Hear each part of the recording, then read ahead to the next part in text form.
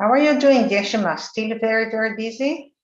Yes, still busy, yeah. Too busy? Not too busy, no.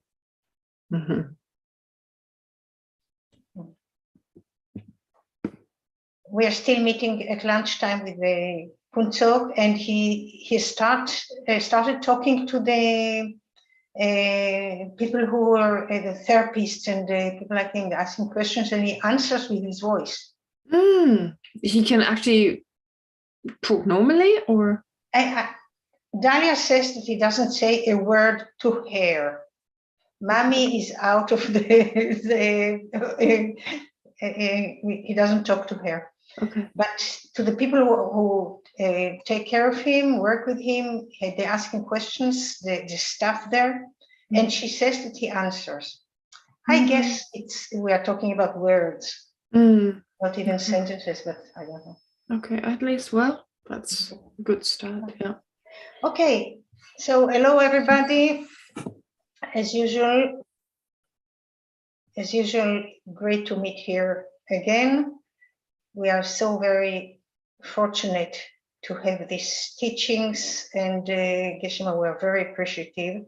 Even though it's every week for 2 years, we are still, I can assure you, sincerely, honestly, we are so grateful, and we see ourselves very, very lucky. And so, okay, thank you everybody. And I wouldn't mention the donation, we all know it. I wouldn't mention the importance of asking questions. It is important. So if you can make the effort to do it, I'm just saying it because I haven't asked questions, but I know that when somebody else asks, it's very beneficial to us, to all of us. So if you have questions, please don't be shy and make the effort. I'm saying it to myself also. And Geshe, thank you so very much. Sure. Okay, great. Thank you, Laura. So we start as usual, of course, with some breathing meditation, mindfulness of the breath.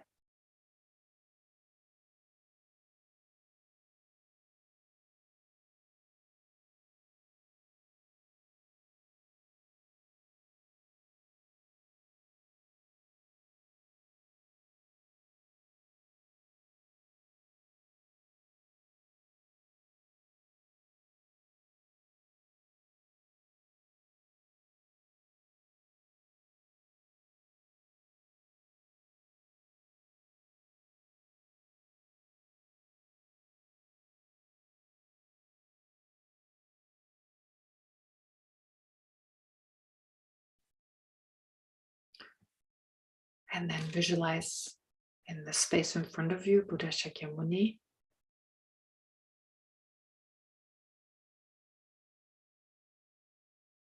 Inspiring us and guiding us.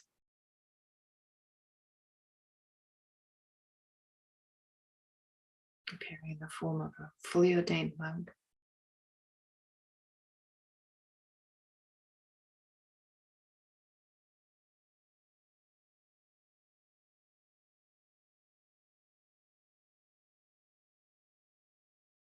And then visualize that he's surrounded by the Nalanda masters of India,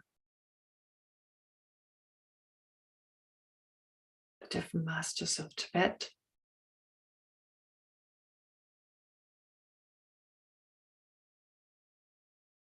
and if you like, of other traditions.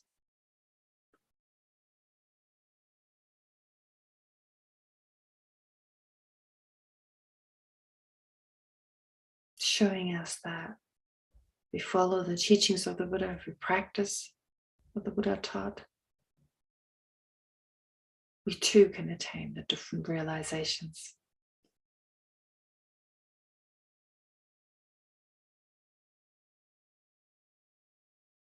And eventually become liberated and enlightened.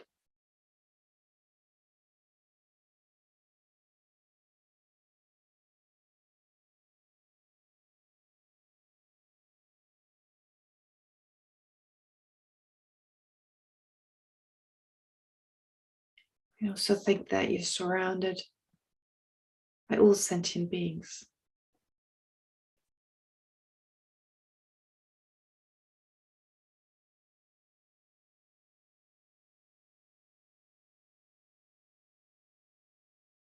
That wherever there's some space, there are different living beings appearing in different forms.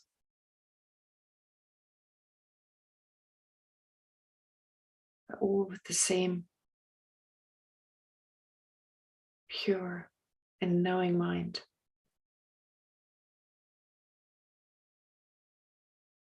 That's only temporarily obstructed by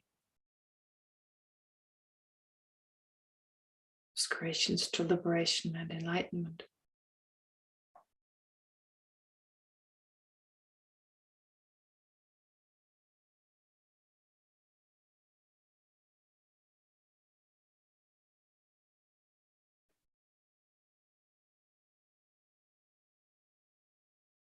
And since we've existed since beginning this time, we've been close to every one of those sentient beings at some point in time.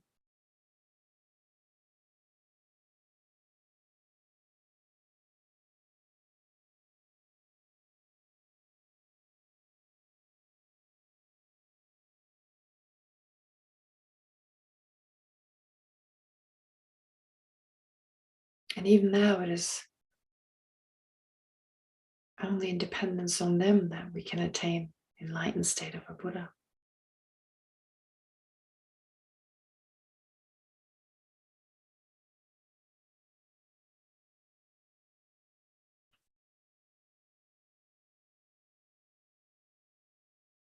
And so let's generate affectionate love. Let's generate an affectionate state of mind that cares, is concerned with the well-being of each of those beings,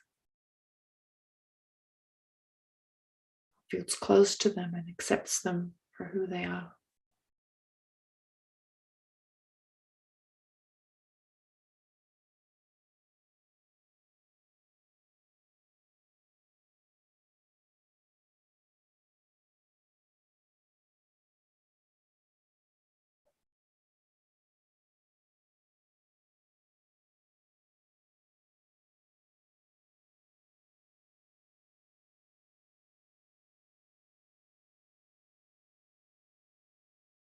And then aware of the endless sufferings sentient beings are experiencing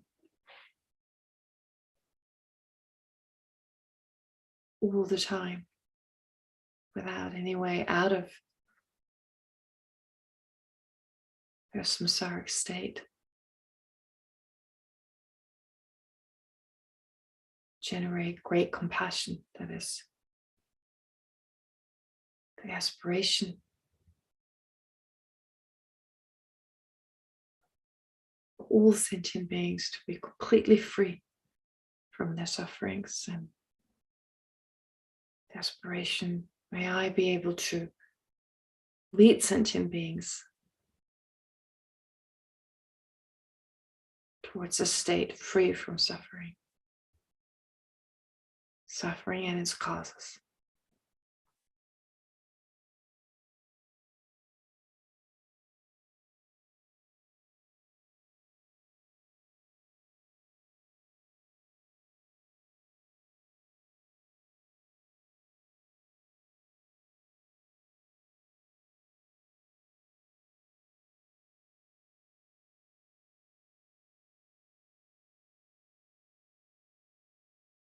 And the aspiration then grows even stronger.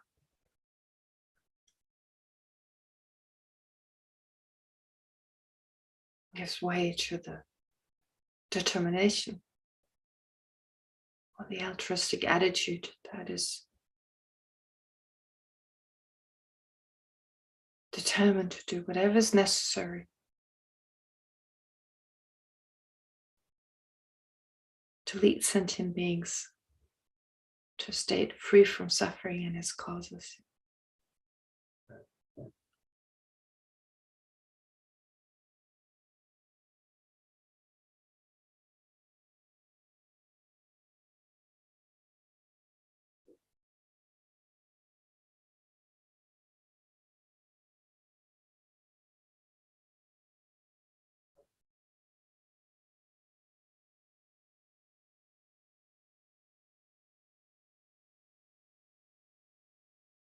And since we can only do so realistically once we become enlightened, once we attain Buddhahood, generate the mind of enlightenment, the wish to become fully enlightened,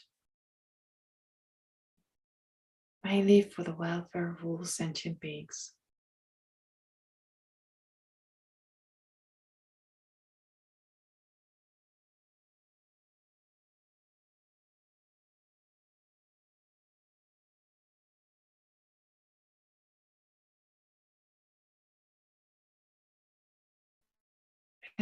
Focused on the front visualization, Buddhas and the other masters, as well as sentient beings, we take refuge and generate the mind of enlightenment once again.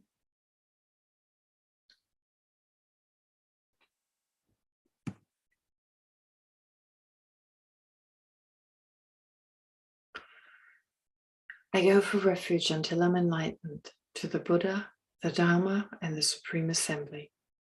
By the accumulation of merits of practicing generosity and so forth, may I become a Buddha to benefit all sentient beings.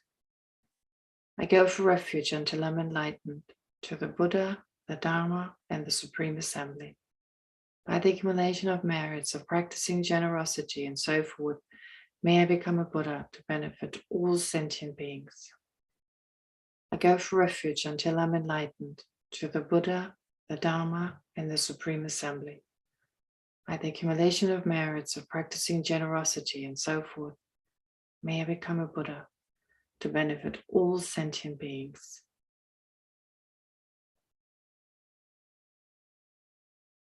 And then to deepen your love, compassion for all sentient beings surrounding you. May all sentient beings have happiness and the causes of happiness. May all sentient beings be free from suffering and the causes of suffering.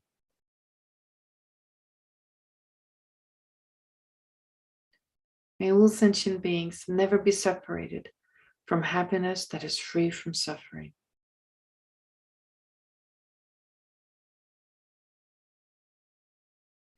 And may all sentient beings abide in equanimity, free from attachment for friends and hatred for enemies.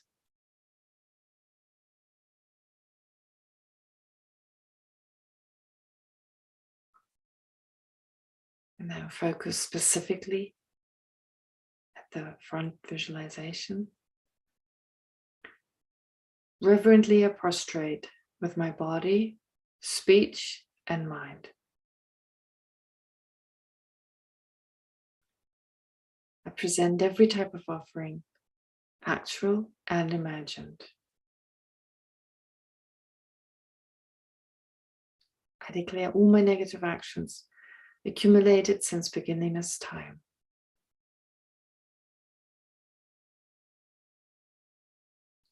And rejoice in the merit of all holy and ordinary beings.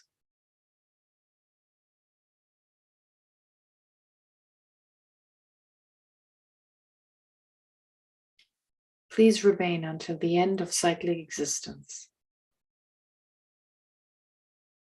And turn the wheel of Dharma for living beings.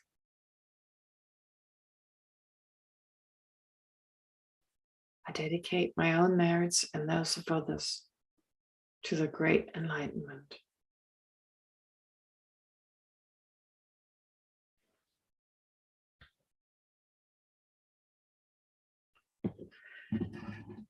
Okay, then for this coming week, well, you probably remember we went through great compassion, talking about great compassion having 3 divisions, focusing only on sentient beings, focusing on dharmas, and focusing on the unobservable or the unobservable or emptiness. Now, the same division can also be, or the same categorization can be also applied to the mind of enlightenment. So let's do this.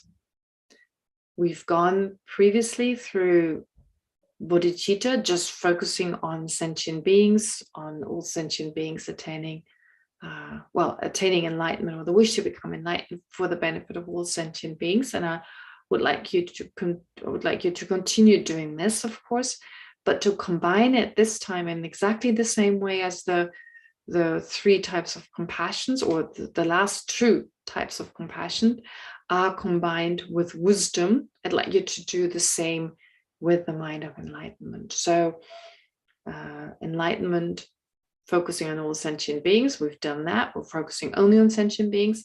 We've gone through that. Now it's in the mind of enlightenment, or bodhicitta, focusing on dharmas. That's the next category.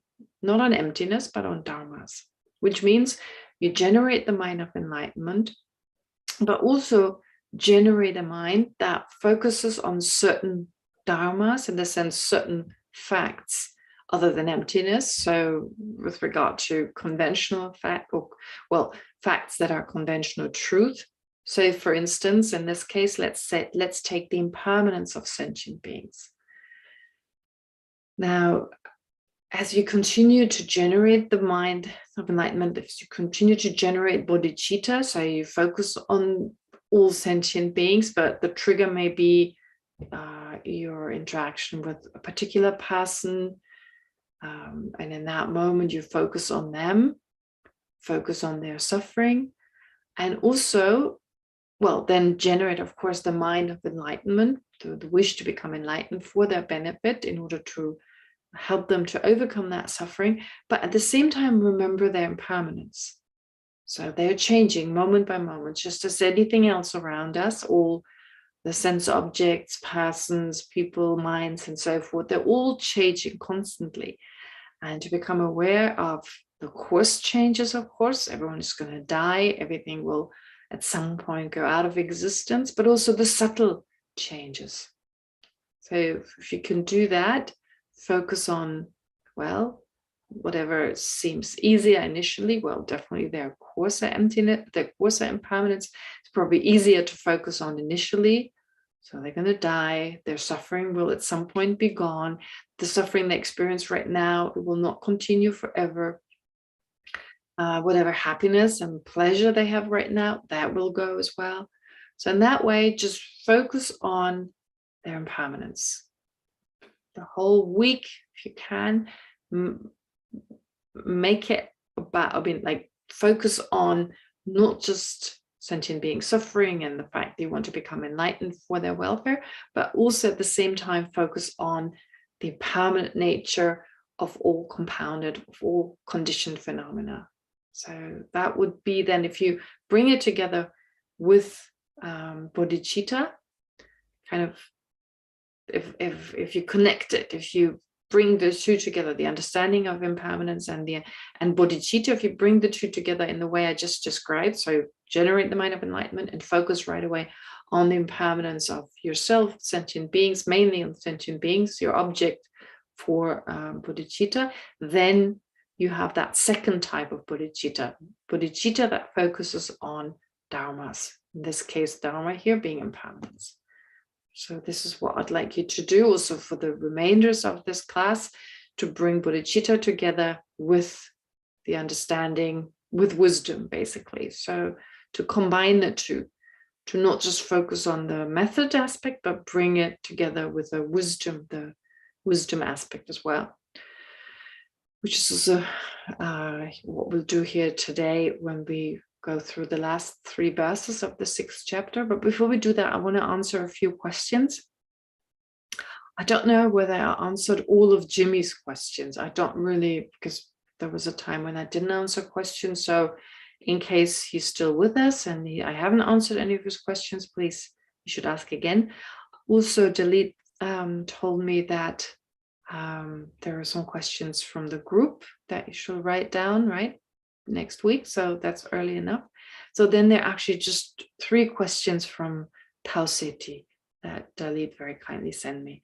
They're quite long, but I'll summarize them. I'll keep them short. Last question is regarding love and compassion, the practice of love and compassion. And he's saying, well, love seems easier to measure. Compassion seems harder to measure, like to measure your progress. Is it sufficient or not? How do you do that? Compassion seems more abstract than love.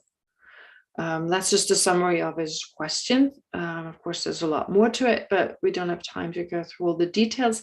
But really, I guess that's the gist of what he's asking. So love is kind of, he says, easier to measure. Well, I would argue there's no difference. I don't think that love is in any way more, compassion is more abstract than love. I think it's just a matter of first trying to understand love and compassion in the Buddhist context, of course, and in non-Buddhist context, it's explained in so many different ways. But in the Buddhist context, it's very specifically, well, it's defined, it is explained. And so based on that definition, we should then put it into practice. And then I'll say a little bit about how to measure it in that sense.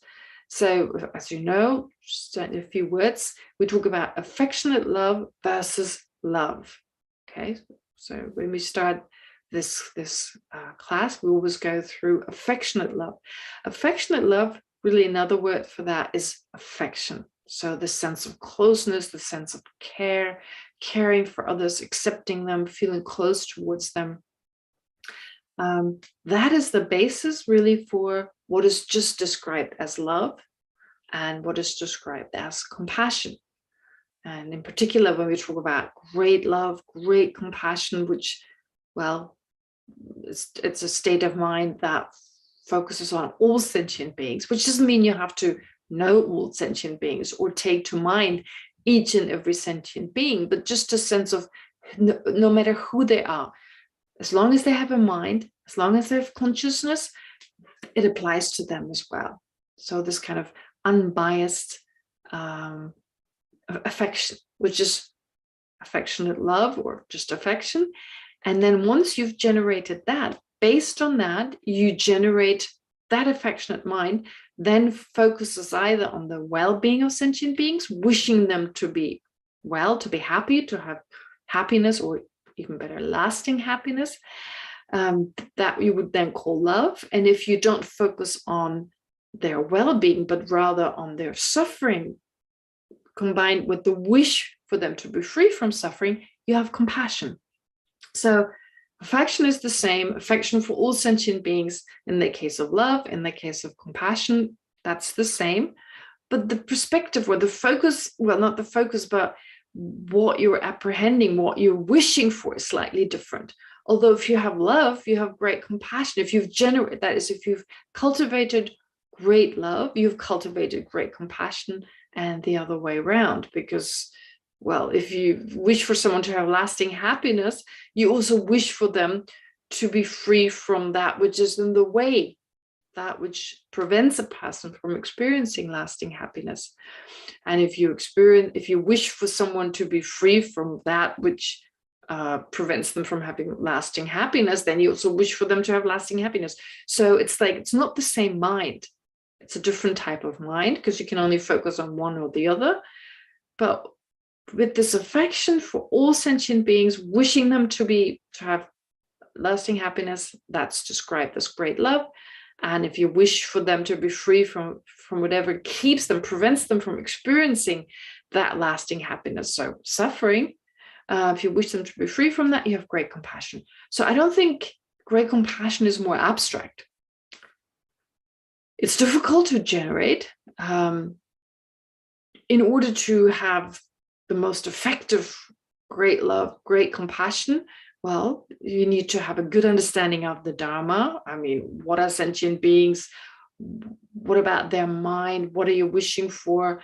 What is suffering, and so forth. So the better your understanding of the Dharma, the better your understanding of great love and great compassion. But then once you have a sufficient understanding and you generate love and compassion, well, now how do you measure it, first of all? Of course, measuring not like a physical object, you can't measure it in that way, but you can still measure it to a certain degree. So what I would suggest is just compare it to your love and compassion. Let's say you started practicing this a year ago, and then compare. If you've done this practice throughout the entire year, and we've been meeting for is it 2 years? Yeah, almost 2 years now, and we've been going through this practice. I've asked you to do this. So if you've done this practice, if you generated love and compassion, and compare it as it becomes stronger. So that would be one way. Don't just go back a week or a month, because these states of mind, it takes a long time to generate them. Of course, what you need to do is to continuously generate them. So without doing the practice, be difficult to see any change. But then go back. Have I become more compassionate? Have I put others more before myself than previously? And sufficient for what? I mean, the question is like, is it sufficient love? Well, the highest degree of love you will have when you become a Buddha. Okay, so until Buddhahood, your love will never be sufficient. So the goal really, of course, the objective is to become fully enlightened. And up till then, our love and compassion will become greater and greater, but we're aiming towards the love and compassion of a Buddha. And for a Bodhisattva, love and compassion, they grow stronger and stronger and stronger. And the strongest love and compassion, an enlightened being has the strongest type of love and compassion. So in that sense, yeah, until you become enlightened, it's never the perfect, if you like, or the highest degree of love and compassion. It's never sufficient, if you like. But still, in comparison to early on, you can definitely see there's some improvement. So that's the first question. The second question is about the ego. He asks, and again, I'll just summarize it. Okay, so Tonglen can weaken the ego, but he personally believes we should not destroy the ego. That would be a problem. Okay, so I'm not going to go into anything more. He says he also sent me some YouTube videos of some movie that discusses the ego. But anyway, without even going into this, because, well, there's not enough time, the word ego is very misleading. The term ego, because the ego, well, it's just the Latin word for self, for I. And in everyday kind of, in everyday kind of language, we do talk about this person's got a huge ego, or you should work on your ego, reduce your ego. But that is misleading, really. I mean, Buddhism doesn't really literally talk about reducing the ego, reducing the self, reducing the I. It's not about that. First of all, there is a self that does exist, and there's a self that does not exist. Buddhism is quite clear about that. So it's not saying there is no ego. I mean, ego in the sense of no self. Of course, there's a self. Should we reduce that self? Can't reduce that self. How would you reduce the self? I mean, as long as you have mind and body, it's like if you lose weight, you don't reduce the self. I mean, there's no way in which you can reduce it. You'll always have a mind. You don't reduce the mind. You can reduce certain qualities or certain characteristics of the mind, anger and so forth. These can be reduced, but yeah, you can't reduce a person. And then there's the non-existent self, like an inherent self. Well, that can't be reduced because it doesn't exist in the first place.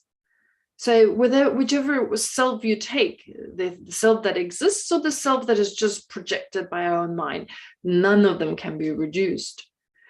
Therefore, when we say reduce the ego or get rid of the ego, well, we use this language, of course. I mean, Tibetans don't talk like that. If you literally translate it back into Tibetan, reduce the self, no, it's actually, you wouldn't put it that way. So if we talk about the Dharma using everyday kind of language, we may speak in this way, but it's misleading because we're never reducing the self. So what we're reducing is the mind that misperceives the self. In other words, the mind that perceives a self that doesn't exist, that we're trying to reduce, or not even, reduce to a certain degree, weaken it, let's put it that way, weaken it, because again, you don't reduce, either it's there or it's not there. You're not literally reducing it. Well, depends on, I mean, either there or not there. Well, you can reduce it in the sense, first you get rid of intellectually acquired self-grasping. So the mind that apprehends, that wrongly apprehends an ego that doesn't exist, the non-existent ego. It's got different levels. It's got the intellectually acquired one, the one through wrong philosophical views and culturally misleading ideas and so forth. We may generate a sense of an ego that is the result of our intellect in this lifetime. And then there is the self-grasping mind that we were born with. And first you get rid of the intellectually acquired one, you get rid of that first. And once you've gotten rid of that, then you can work with the innate one. So in that sense, you could say, yes, you reduced the self-grasping because the coarser forms, they're gone. Okay, so in that way, you could say you reduce it. But you only start reducing it really once you reach the path of seeing. Once you realize emptiness directly, that's when you reduce it in that way. Previous to that, you may weaken it, but you don't actually get rid of different levels of self-grasping yet. So that is possible to reduce it in that way. As I said, you weaken it through your understanding of selflessness and emptiness, or conceptual understanding. And even before you actually realize it, you can, maybe you weaken it to a certain degree. But you actually start reducing it, if you like, eliminate the different levels once you reach the path of seeing. And then there are different levels that you move through, that you attain, and you gradually kind of eliminate past the coarser levels of self-grasping until there's only a very subtle level left, and then you eliminate that and you've become liberated.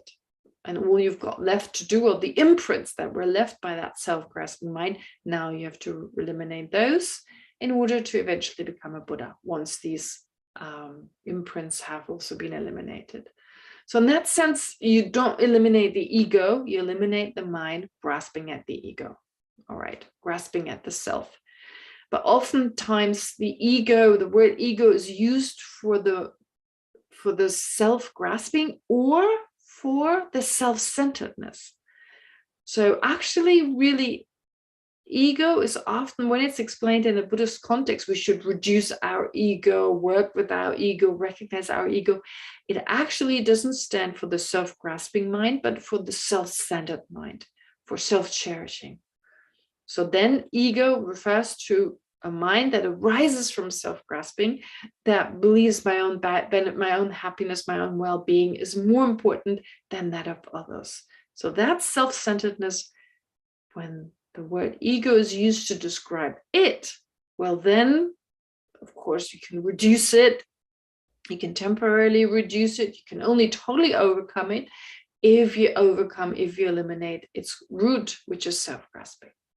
All right, so therefore, you can't overcome your ego. You don't want to overcome your ego.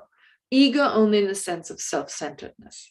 Okay, this is how ego is used. But like I'm saying, if you literally use the word ego, no, you don't want to overcome that. You want to understand your ego. You want to understand the ego that does exist and the ego that doesn't exist. So it's all about understanding the ego, very important.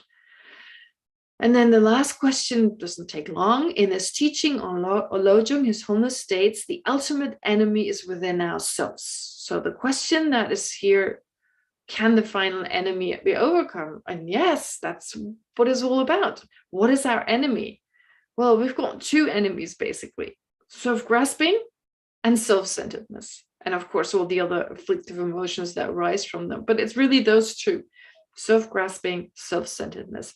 And the ultimate ego, you can say, is the self-grasping mind, is the mind that holds on to inherent existence. That is our main enemy. Can we get rid of it? Of course we can. We've been learning about this. How to do it is really difficult. It's extremely difficult. But it's really just extremely difficult because we don't spend 24 hours a day just doing that. If we would spend even more time on practicing the Dharma, well, it would slowly, definitely become easier. It's just a matter, at this point, I guess, we're not 24 hours. And even if we are, our other our afflictions, our afflictive emotions are quite strong, and it takes some time, but we're definitely on the right course. We're definitely moving in the right directions if we apply the different means and methods. So therefore, the ultimate enemy can be overcome. So those were the 3 questions he had. And now let's go back to the text. We're now with verse 224. Now, just to remind you, we're still with the 6th chapter, the last 3 verses. And as you remember, this particular text has 11 chapters, first 10 of which, with each 10 of which describe the 10 bhumis, or the 10 grounds. The 10 bhumis, they start with the bodhisattva path of accumulation, path of seeing. So the first bhumi, the first level or first ground. So it's really just a level. It's just another way of saying level. So you have 10 levels. Once you realize emptiness directly, there are 10 levels, or as they called it in Sanskrit, bhumi, which is really another word for ground. So, and on these different grounds, you realize emptiness directly, and you enhance the understanding of emptiness. No, you don't enhance your understanding. Your understanding of emptiness is the same, but the mind becomes stronger and stronger. It's strengthened. The mind that realizes emptiness becomes stronger in its function to eliminate certain levels of self-grasping. And it's strengthened by, in particular, the mind of enlightenment, which also grows stronger. Love, compassion, and bodhicitta, they grow stronger in their intensity. And because they're combined, they're conjoined with the mind realizing emptiness directly. Conjoined means they influence the mind realizing emptiness directly. The mind of enlightenment, love, compassion, they strengthen this function of the mind to eliminate self-grasping. So you can, as you continue as a bodhisattva, as you progress on the path, you're able to eliminate deeper and deeper levels, or subtler and subtler levels of self-grasping. Okay. But these 10 grounds, as I just described, they also set forth from the point of view of the 10 perfections. So not only do you go through this process of eliminating subtler and subtler types of self-grasping and moving closer towards enlightenment, but also there's certain perfections, certain virtues that are essential to attain the state of a Buddha, to become enlightened, that you become better and better at. So the first 6 are the 6 perfections as we know them: perfection of generosity, all the way to wisdom. And then those stand for the first 10 bhumis, or they are typical for the first 10 bhumis, in that on the first ground you focus mainly on generosity, or your practice of generosity becomes outstanding. And then on the second bhumi, your practice of moral ethics become outstanding. You gain a special ability in terms of that, or your ethical moralities become attain certain qualities, or it attains a certain quality to it. And in that way, you also distinguish, or you also differentiate between at least the first bhumis, the first 6 bhumis: generosity, moral ethics, and so forth, or ethical morality, all the way up to the 6th. So on the 6th bhumi, and this is what the 6th chapter that we've been studying in so much detail is all about, is the perfection of wisdom. Wisdom here in particular arisen from analysis, wisdom that has arisen from understanding how phenomena really exist, and ideally direct realization into the ultimate nature of all phenomena. So this is what the 6th chapter focuses on.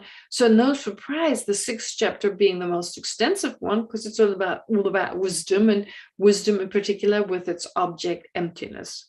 Therefore, we've now come to the end of the 6th chapter. We spent a lot less time on the first chapter, which was mainly on generosity, and the second chapter, ethical morality, or ethical discipline, and so forth. And now there are 4 more to go, which are the last four bhumi, so last four levels. And again, there's certain virtues that are specifically attained on those levels. So on the 7th level, you have skillful means. On the 8th level, you have aspiration or aspirational prayer, if you like. Then on the next level, you have power. And on the 10th level, you have primordial wisdom, which is a slightly different type of wisdom to the wisdom discussed in the 6th chapter. All right, so just to give you the context once again. Now, like I just said, in the 6th chapter, we spent most of the time focusing on emptiness because it is on wisdom. Wisdom here in this context, a wisdom that arises from analysis, that arises as a result of, well, first analytically applying our analytical faculty in order then to conceptually realize emptiness and eventually directly. Okay, so we've done this up to verse 223. We pretty much just went, it all went discussed. I mean, we all discussed what the text itself presented emptiness in different ways, with the last one being the last verse, concluding the 4 types of emptiness that we concluded last time. All right, so all that is left now are these 3 verses to remind us, well, there's not just wisdom, of course. Of course, there's not just wisdom. There's also method. Okay, but let's just go through the verses first. So first of all, what does the perfection of wisdom do? This wisdom that you attain, well, thus illuminated by the rays of wisdom's light. Now here wisdom is described like a light which overcomes the darkness of misapprehension, the darkness of ignorance, basically. So the rays of wisdom, describing it or kind of presenting it by way of the analysis or the metaphor of a light and its rays, kind of like it's what it gives rise to, or its effects, if you like. So illuminated, therefore, by this understanding of emptiness, the bodhisattva sees clearly as a gooseberry on his open palm. Okay, so a gooseberry, an Indian gooseberry, really. It's like there's this amalaki berry, amla also sometimes called. So I don't know, you can Google it, I guess, the amalaki berry. It's a special kind of berry that it's used for Ayurvedic medicine, for instance, for the traditional Indian medicine. It's said to have very important properties, a lot of vitamin C. I forget all its properties, but it has healing properties. So it's got this healing aspects to it, but it's also often used as a metaphor for seeing things clearly. I remember our teacher, one of our teachers used to talk about it. It's like, because it's got this slightly transparent skin, you can kind of look inside it and kind of see what's inside it.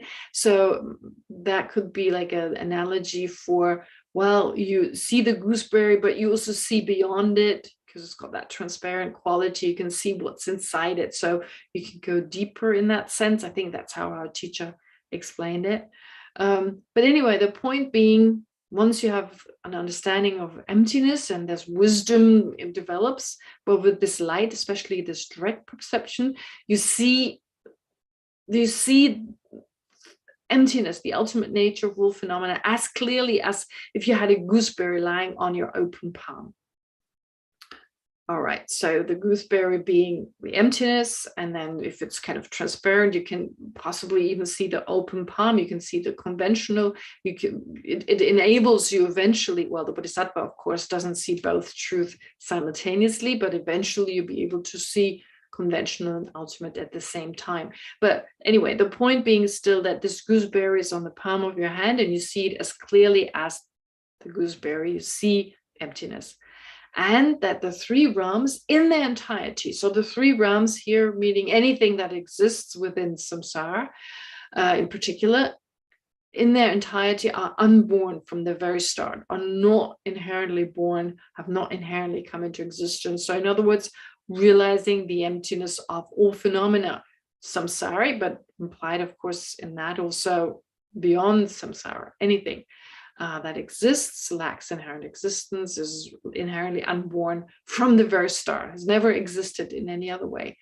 And through the force then of conventional truth, the Bodhisattva journeys to cessation, journeys to liberation, and eventually Buddhahood. So the force of conventional truth here means basically the method aspect. So the conventional truth, of course, the mind realizing emptiness is also a conventional truth, but here it specifically means not just through emptiness itself, but also through the different path. And well, in order to have the two wings, therefore, method and wisdom, so it includes method. So that's verse 224. And how is that done?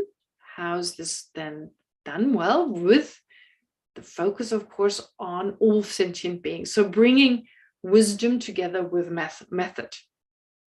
So for this coming week, I asked you to take method, bring it together with wisdom, with your understanding, like the impermanence and so forth of sentient beings. Whereas here the text, it moves from wisdom, kind of reminding the reader of the fact that, well, you need to practice the two in combination, method and wisdom. Now, this method and wisdom, just to say this much, method, to a certain degree, it's also the emotional aspect. It's the emotional aspect. Love and compassion, of course, being types of emotion, although it's very difficult to define what is an emotion. But anyway, it's this emotional aspect, aspiration, wishing for something. So love and compassion is really wishing for sentient beings to be free from suffering, to have happiness, and so forth. So these are really the emotional aspects versus the rational aspect, which is wisdom. And actually, these two aspects, we also have them in their samsaric version, if you like, in their ordinary version, which is really the samsaric version. So if we check an ordinary mind, our own ordinary mind, there's this emotional aspect and there's the rational aspect.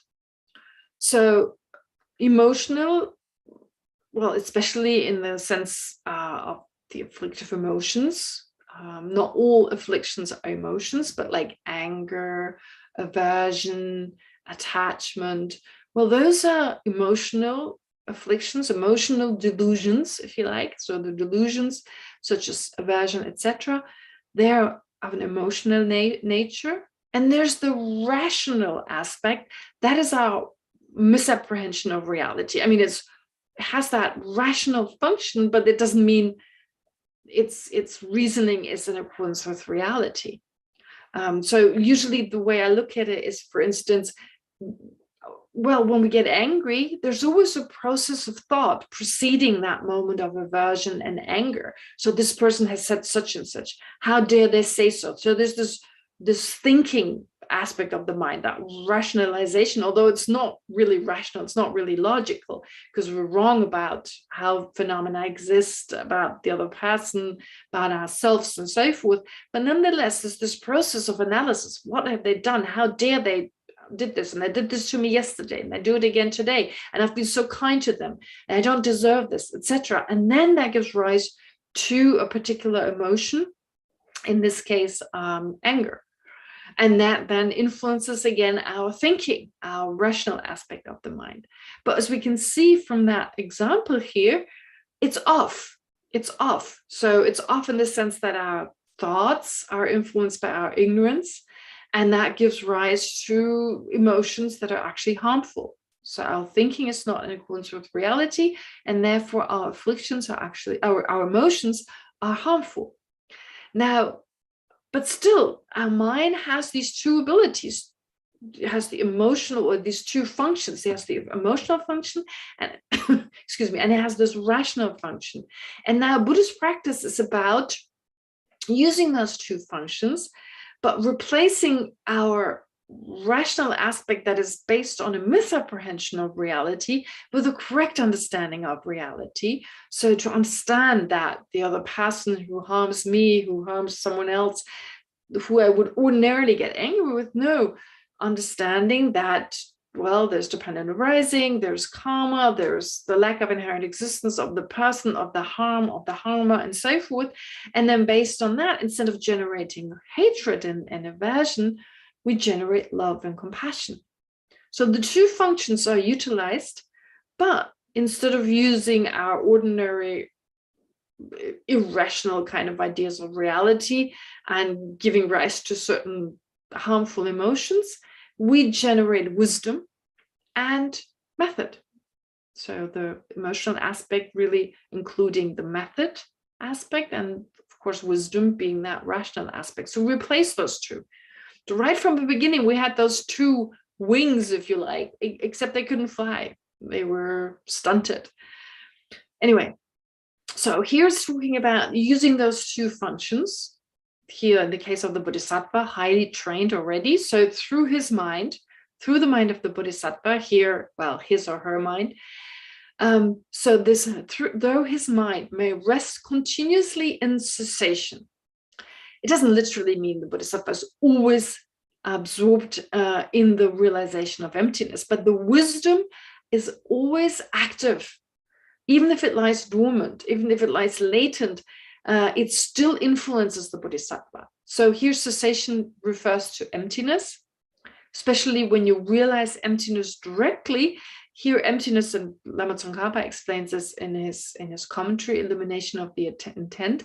He says that here cessation is the word cessation is used to describe emptiness, because in particular when you realize emptiness directly, there's no affliction, no afflictive emotion can arise in that state. So it's kind of like a temporary cessation, if you like, when you're realizing emptiness directly. So anyway, even though the Bodhisattva's mind may rest continuously in emptiness, in that even though the Bodhisattva doesn't always realize emptiness, but wisdom, all his actions are influenced by wisdom in that way. Although that is the case, he also generates compassions for beings bereft of protection. So he's never without this compassion. So even if compassion is not active, also that lies dormant at the very least and influences the Bodhisattva's action. Okay, so here, not only wisdom, so in other words, the first two lines, not only does the Bodhisattva engage in the practice of wisdom, the Bodhisattva also engages in the practice of method.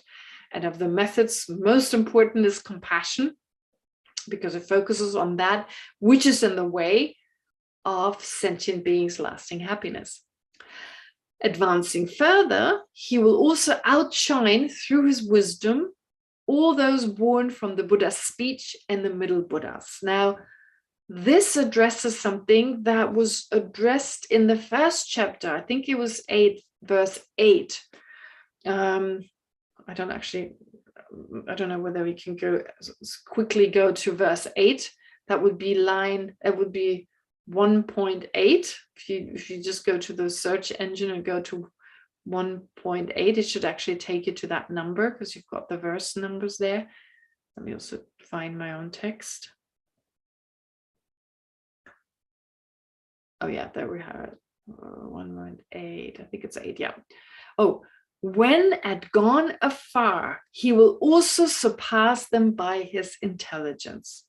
So through what does this mean? That we've discussed it briefly, but at gone afar, actually on the 7th level, and this is what the verse we just went through, 225, told us, that very soon the Bodhisattva will surpass hearers and solitary realizers by his intelligence, which means specifically, well, already on the path of accumulation, of course, a Bodhisattva outshines, in terms of the method of a Bodhisattva, outshines hearers and solitary realizers. So it's really just saying, from the point of view of method, once you enter the Bodhisattva path, you outshine, you surpass anyone aiming for liberation. So for someone aiming for liberation, they don't generate the mind of enlightenment, the aspiration to become enlightened for the benefit of all sentient beings. Instead, they generate the aspiration to become liberated for their own benefit, not for the benefit of all sentient beings, but mainly for their own benefit, which is not a selfish kind of, it's not selfish in the ordinary sense of the word, but it's still focusing on one's own well-being. So here, both cases, you wish for something, you wish to become liberated, you wish to become enlightened.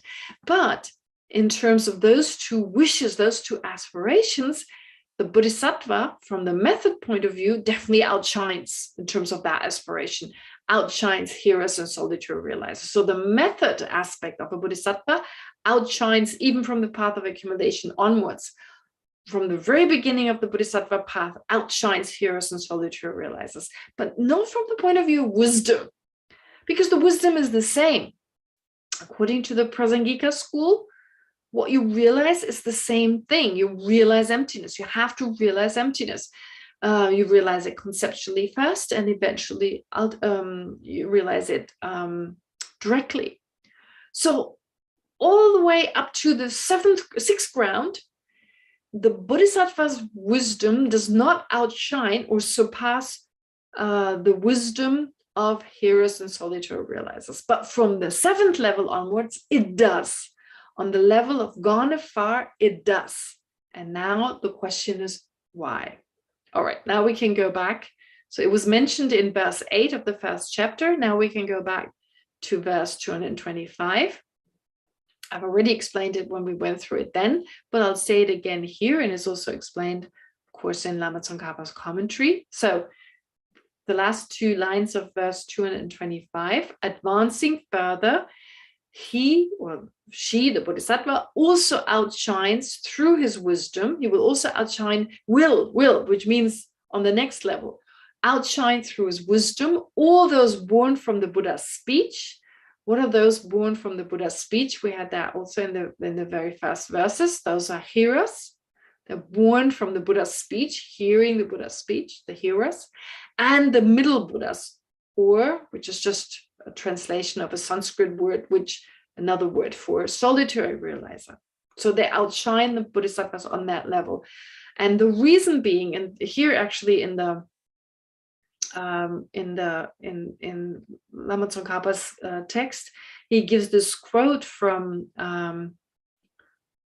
where is it? Oh no, actually in the next chapter is explained, and in the next chapter, and we'll go through it, but he gives this quote where he explains that a Bodhisattva on the seventh ground is able within a single moment, a short moment in time, a short moment that is so short, it's the shortest moment a human being, I guess you could say, a human being needs to complete an action. So, you know, if you snap your finger, that's usually said to be like, this is a short moment. How long does it take you to snap your finger? A second, possibly a second. So during that period of time, a Bodhisattva on the seventh level can enter a direct realization of emptiness and exit it again. So before that, you can't do that. A Bodhisattva becomes so accomplished in entering the direct realization of emptiness and arising from it again, or exiting this direct realizations, that he or she can do it within this very short moment. Let's call it a second, right? This very short moment in time. And a hearer and solitary realizer can't do that. They don't have the agility of mind, don't need to do it in order to become liberated. A Bodhisattva, of course, through the help of great love, compassion, and so forth. Like I said, the ability of the mind of the Bodhisattva enhances, the wisdom of the Bodhisattva enhances. The realization of emptiness remains the same, but the mind has other functions as well. And so it becomes more agile, and this agility is expressed by this ability of entering and exiting again. And once you reach the seventh level, therefore, you outshine from the point of view of wisdom now the hearers and solitary realizers, because they cannot do this, don't need to do it, can't do it. But here it's just mentioning it, advancing further. He will also outshine, not on the 6th level yet. Okay, so that's just mentioning what is to come. And then verse 226 is saying, so like a king of swans. Okay, king of swans. Actually, it's king of ducks, literally. Well, because the Tibetan word here is used, it's actually, and I remember our teachers talked about it, they drew the parallel to one of the Jataka tales, Jataka tale number 22. I think it's called the king of the goose, not the king of the ducks, but the king of the goose. So here, the Bodhisattva at some point was like a king of swans. So swans is just a kind of more poetic word in English. I mean, actually in Tibetan, it is the same word anyway. It's ngangba. So they have the same word for goose, for a duck, and for a swan. So in some contexts, when you talk about ngangba, it means duck, you know, like, oh, there are a lot of ducks in the pond. So I don't think they have another word for swan other than ngangba. But anyway, so here, of course, it should be used in this poetic sense. So like a king of swans, whereas in the Jataka Mala, in the English translation I'm familiar with, it talks about the king of geese. So anyway, it's said to be a reference to that, could be a reference to the story. But the point being, so here the Bodhisattva is likened to a king of swans soaring ahead of other accomplished swans. So here on this level, a Bodhisattva on this level, then soaring ahead of other accomplished swans who've not reached this level yet. Okay, let me just make sure I tell you the right thing. I'm not. Yeah, so on the 7th ground, the Bodhisattva, no. Sorry, I'm too far. On the 6th level,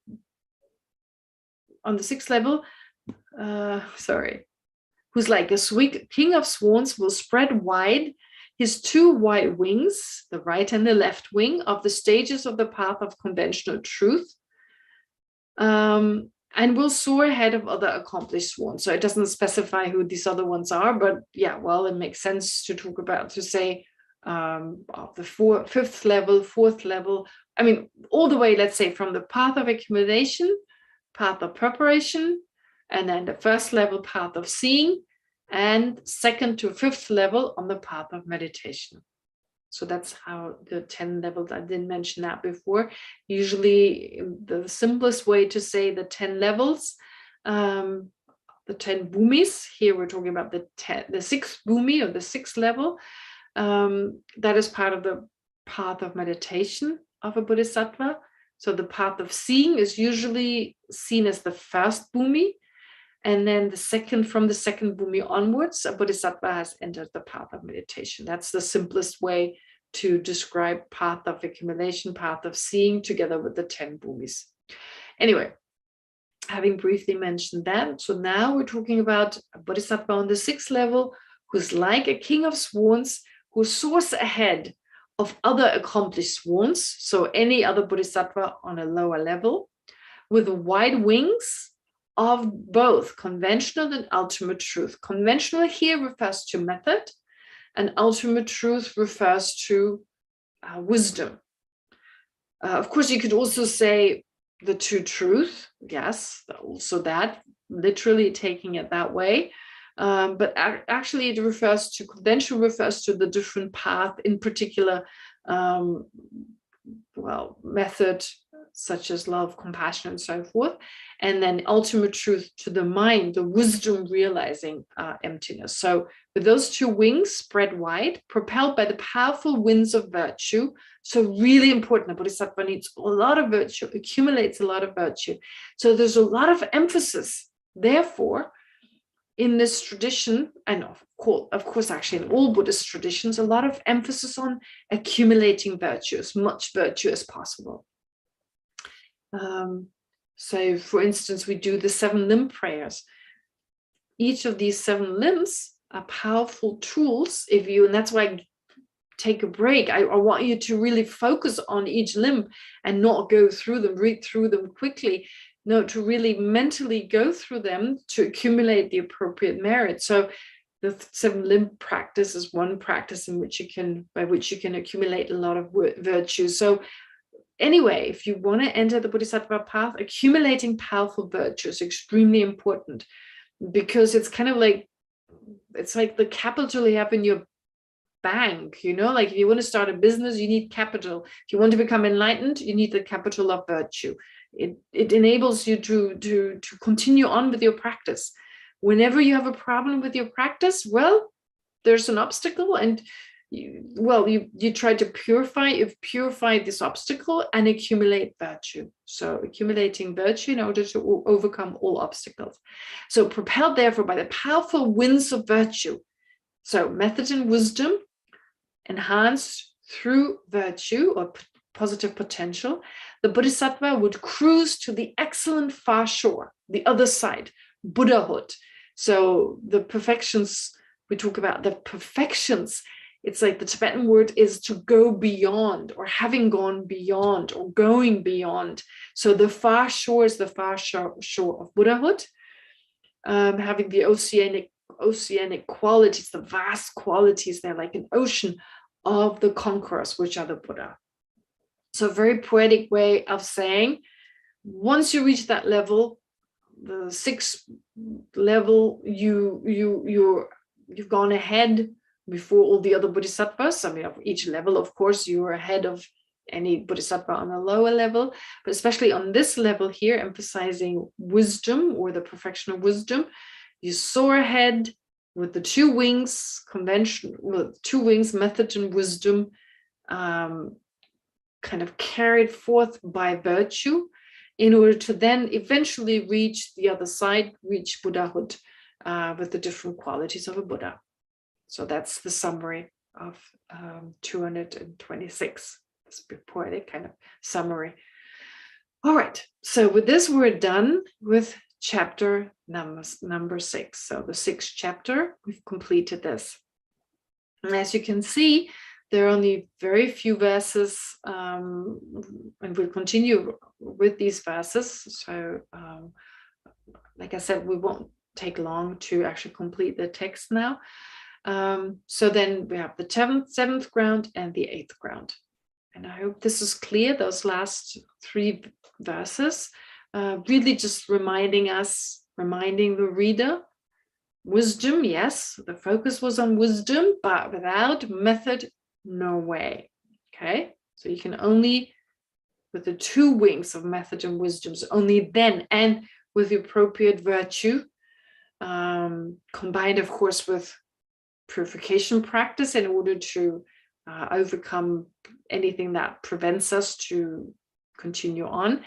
Only then can we attain the state of a Buddha. Okay, that's the 6th ground. Let's then look at the 7th bhumi, or the 7th ground, called gone afar.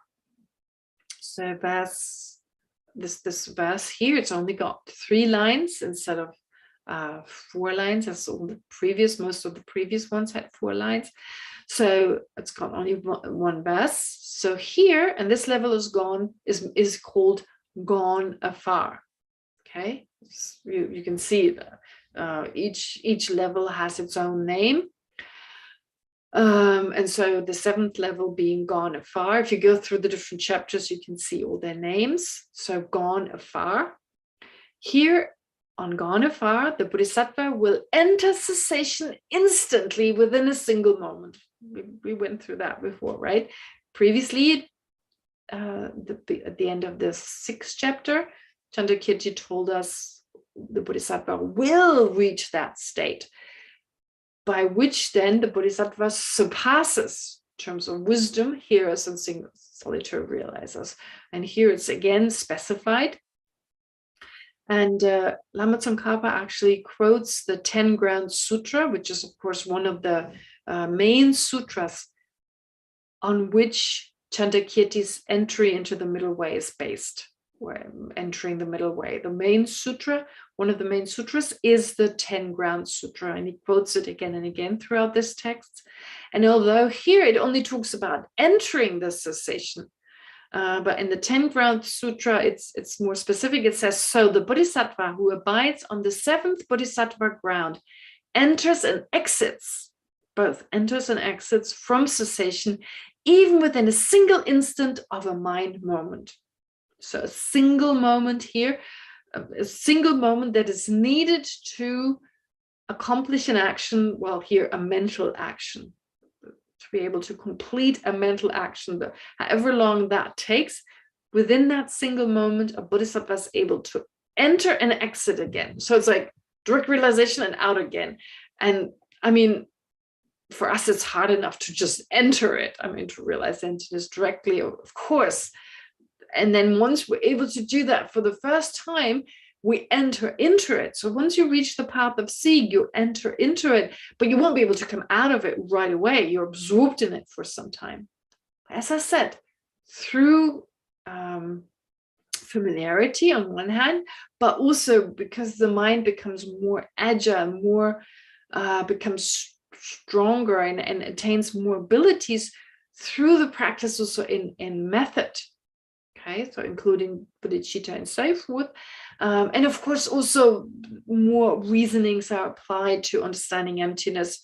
Of course, the bodhisattva needs to go through more reasonings because the bodhisattva, of course, shares his or her understanding with others. Teaching others, guiding others is the main kind of task of a Buddha, but also a bodhisattva goes through it. So it makes sense to know emptiness inside out in a way that a hero or solitary realizer doesn't need to know it.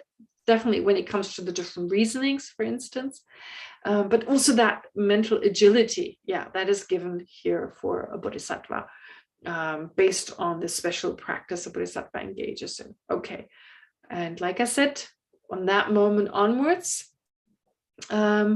here he or she attains a well-blazing perfection of skillful means, right? So there are 6 perfections that we're usually familiar with, but there's another way in which 10 perfections are described. All right, so the first 6, we know why. Generosity is important, ethical discipline is important, and so forth. They're all really important. But how about skillful means? Oh, obviously, they're very important. So bodhisattvas need skillful means. What are skillful means? Well, teaching others, having the understanding, having the wisdom, the generosity, the ethics, all that is not enough if you're not skillful. You need to have the skill. You need to know how much to tell, how much not. So, what is appropriate for that person. Of course, it's due to one's wisdom, due to one's compassion, and so forth. All this is part of that. But it's specifically a quality described as skillful means. And of course, we have that in everyday life. If you've got a teacher, an elementary school teacher, you need to be skillful in your interaction with other people. So likewise, a bodhisattva, right? Of course, a Buddha has the perfect skill, always teaches others in the right way, the right amount, etc. But on the bodhisattva's ability to be skillful, the skillful ability, of course, enhances. And here, from the point of view of the perfection, it's kind of outstanding. You reach an outstanding level on the 7th ground, skillful means. All right. So that's why, from the point of view of the 10 perfections, it's the skillful means, and that ability of outshining, that ability of the wisdom aspect, or the wisdom, the fact that it outshines hearers and solitary realizers. All right. I was gonna do 2 more verses, start chapter 8, but okay, I didn't do that. Never mind. We've got time next time. Time is up now. We should do some meditation now. But as you'd like me to summarize, and I usually forget, today I don't. So just to summarize what I talked about today. So we discussed the last 3 verses of the 6th chapter.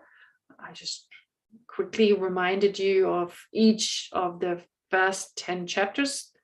Of course, entering into the middle way has 11 chapters, but the first 10 chapters, each one of them indicates one bhumi, or one levels that start. The first level starting on the path of seeing, and then the second level on the path of meditation, and the 10th level is again part of the path of meditation.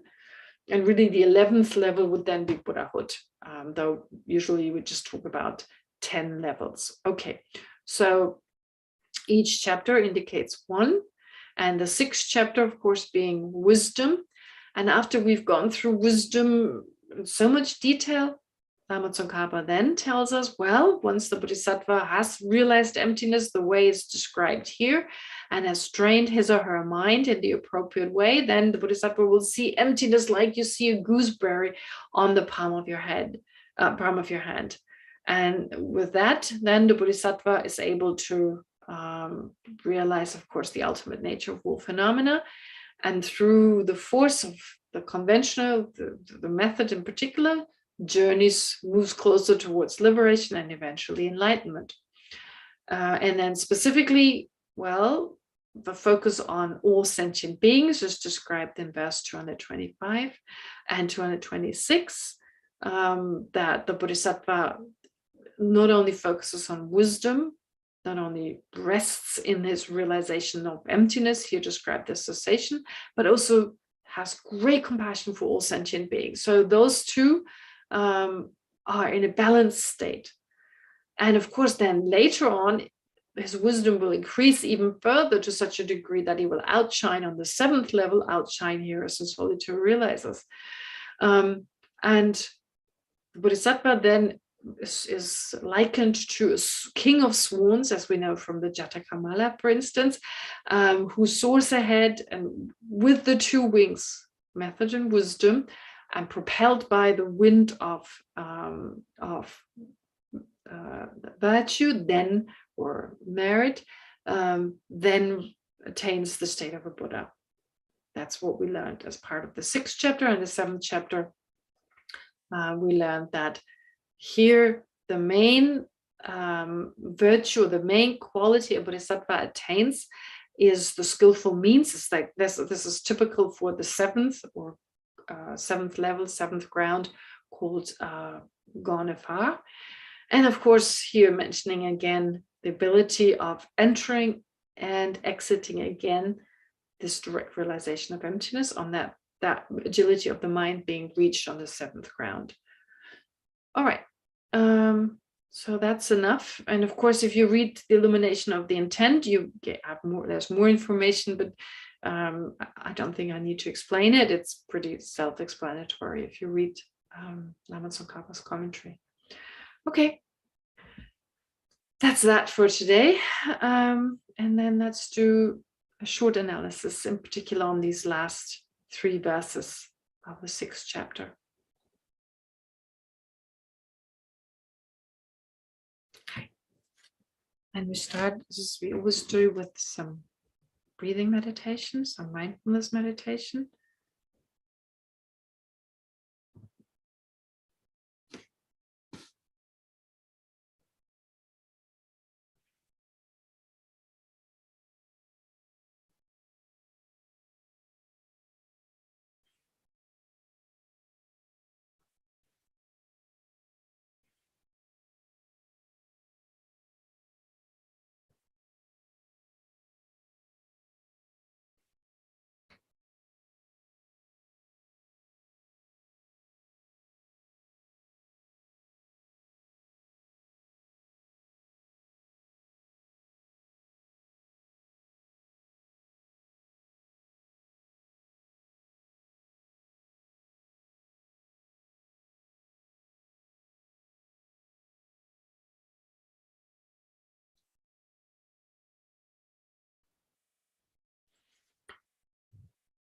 So now, having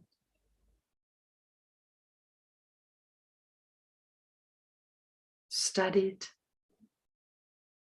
reflected on, and meditated on emptiness,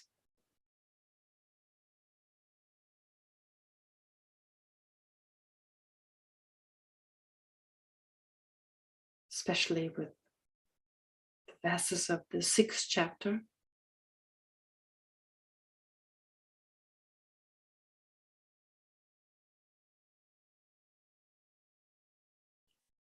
now it's important for us to remember that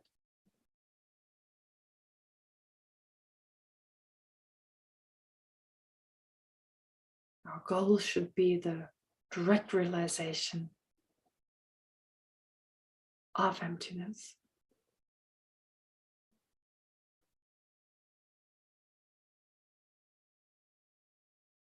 Which can only be cultivated. We continuously analyze the ultimate truth.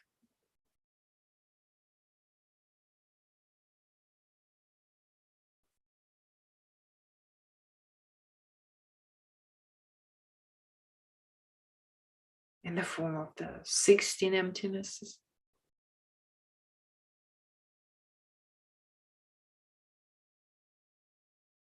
The 4 emptinesses, and so forth.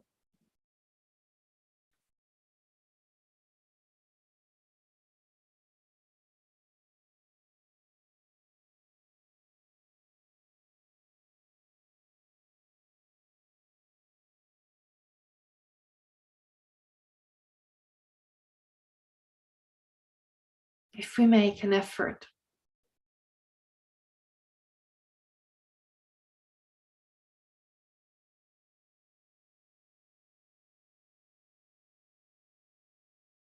make emptiness a part of our life,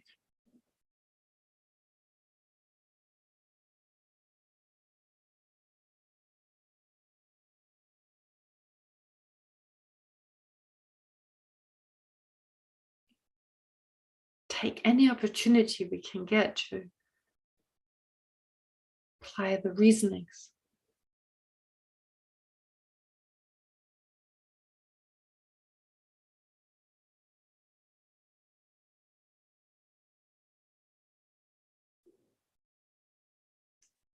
We all have the ability at some point to see emptiness as clearly as a gooseberry.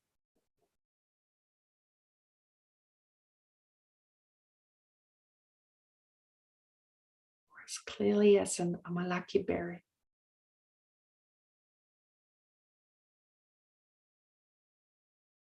On our open palm.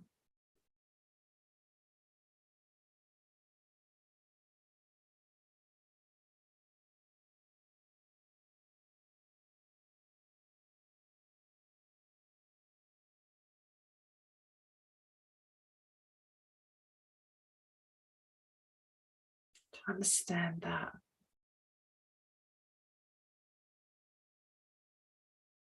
phenomena have always lacked inherent existence.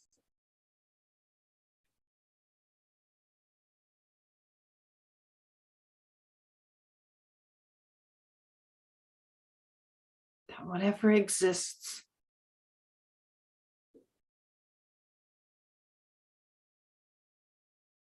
is part of samsara and nirvana.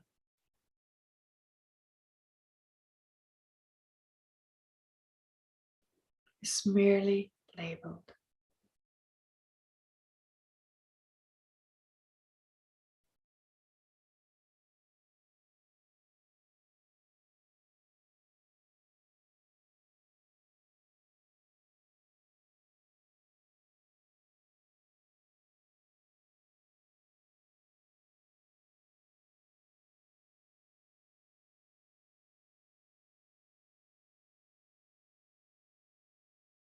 So it is possible for our mind to rest in that understanding.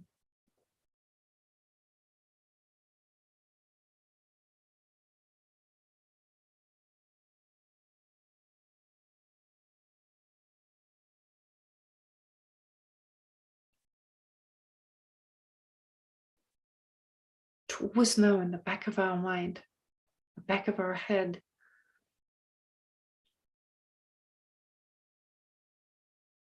that phenomena do not exist in the way they appear.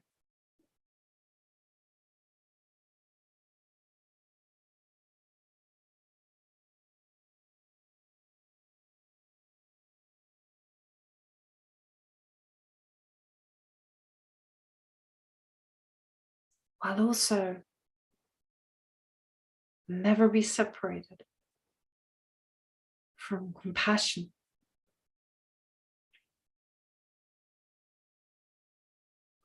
for all sentient beings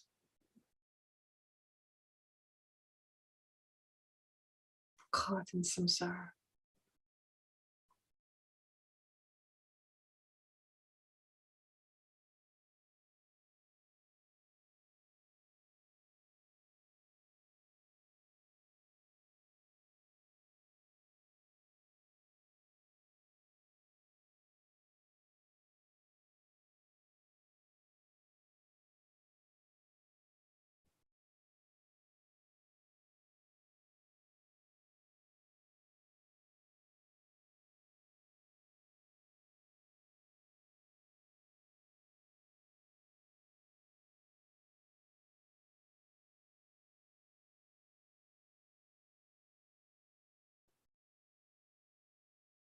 To understand that sentient beings are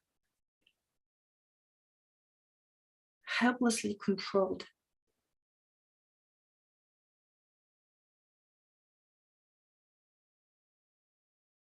by their self-grasping,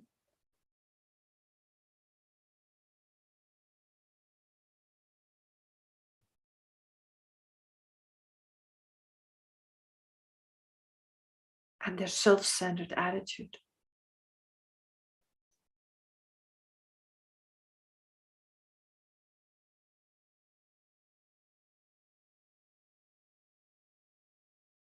Giving rise to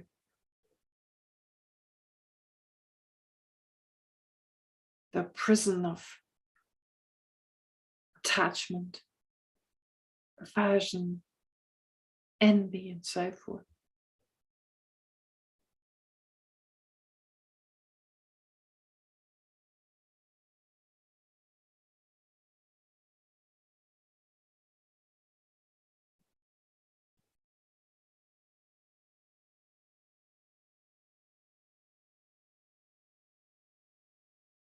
Which in turn create karma of body, speech, and mind, and result in endless different types of suffering.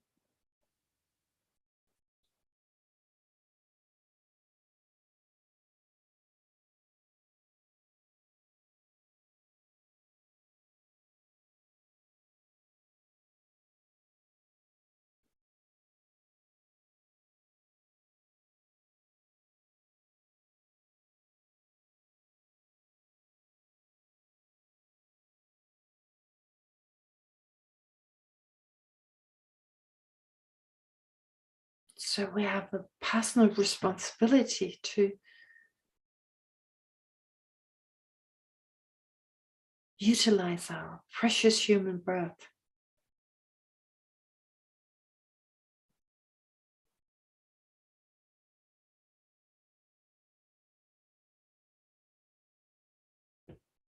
and dedicate our life towards the understanding of emptiness and the well-being of all sentient beings.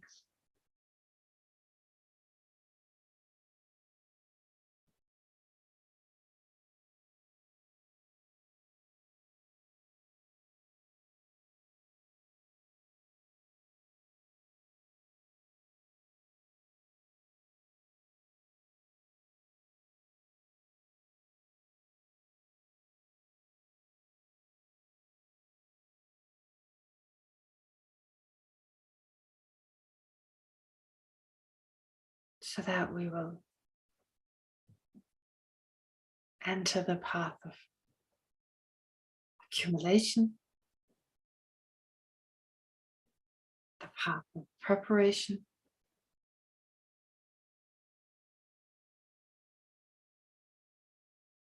and eventually the path of seeing, and in that way the first bhumi, realizing emptiness directly.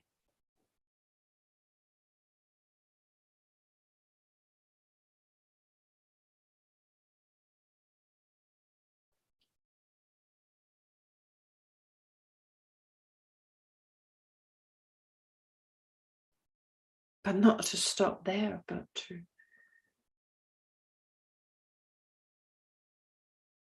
then attain the path of meditation, the second bhumi.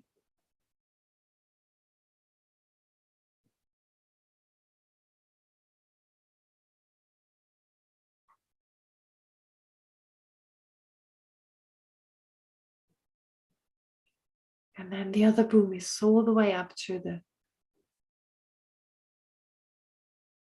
sixth bhumi.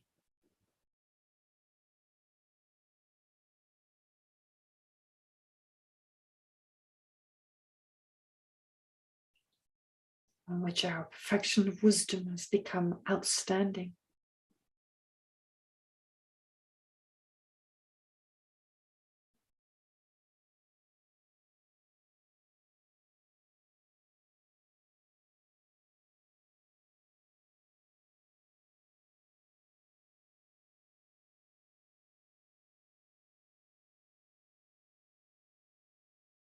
So outstanding that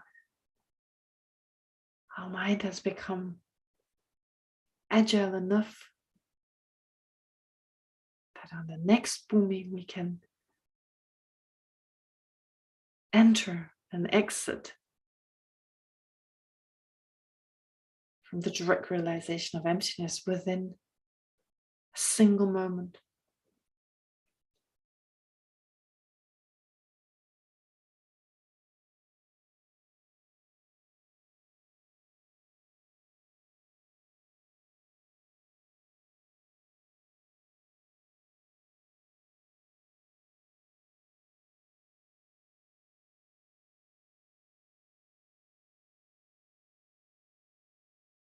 And so, like a king of swans, we should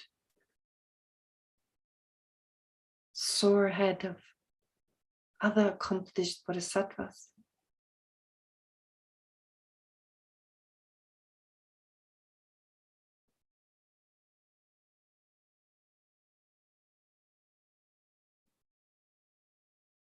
And with their pure white wings or mental aspects of method and wisdom,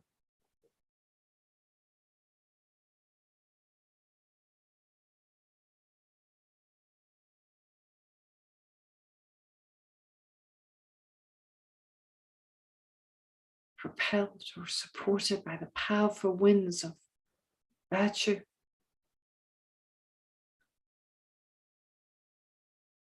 or positive potential.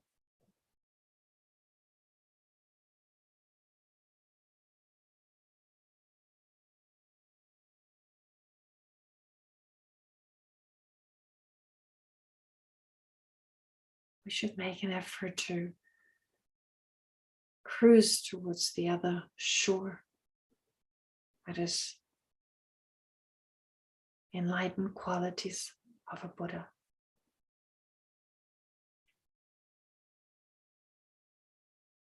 For the welfare of all sentient beings.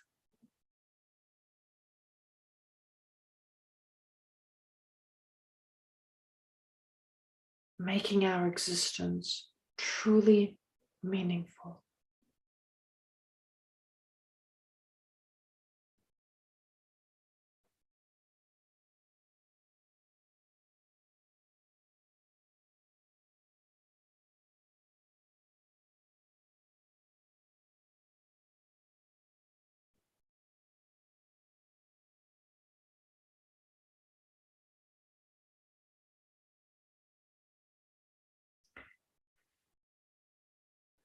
So now, whatever feeling has arisen as a result of this short analysis,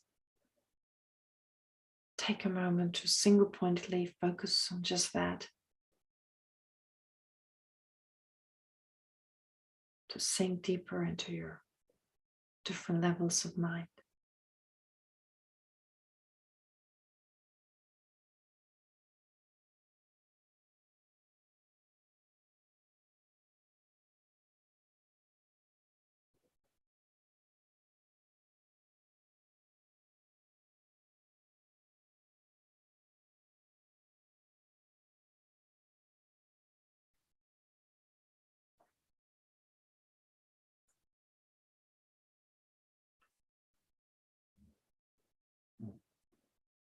And let's dedicate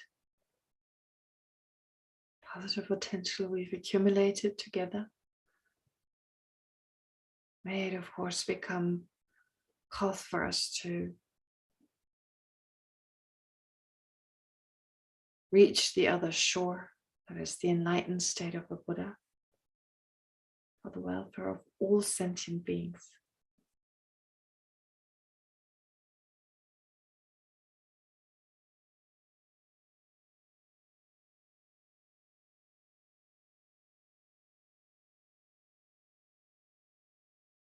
And in the meantime, may it cause the life of our precious masters, like His Holiness the Dalai Lama, to have an extremely, extremely long and healthy life.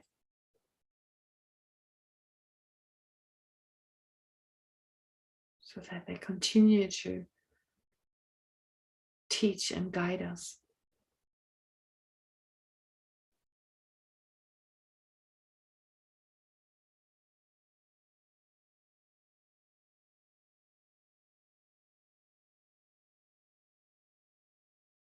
And through our virtue, may it benefit all sentient beings right here and right now.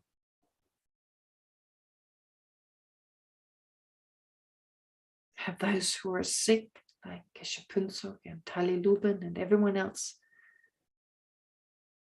to recover very, very soon.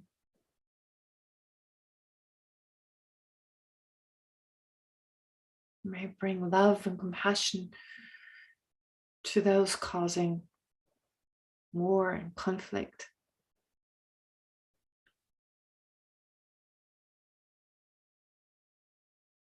And may it be enough to stop the conflict and ease the suffering of those affected, especially by the current war.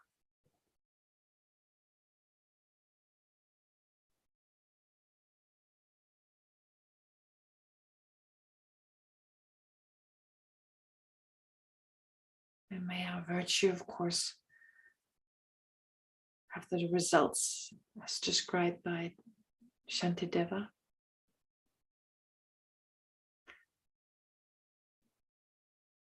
May all beings everywhere, plagued by sufferings of body and mind, obtain an ocean of happiness and joy by virtue of my merits. May no living creature suffer, commit evil, or ever fall ill. May no one be afraid or belittled, with a mind weighed down by depression. May the blind see forms and the deaf hear sounds. May those whose bodies are worn with toil be restored on finding repose. May the naked find clothing, the hungry find food. May the thirsty find water and delicious drinks. May the poor find wealth, those weak with sorrow find joy.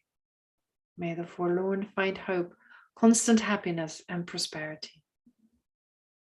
May there be timely rains and bountiful harvests.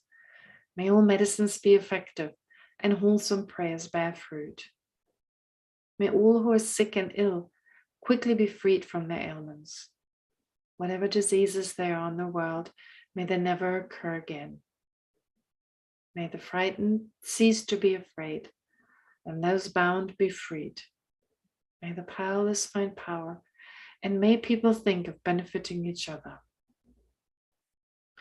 For as long as space remains, and for as long as sentient beings remain, until then may I too remain, to dispel the miseries of the world.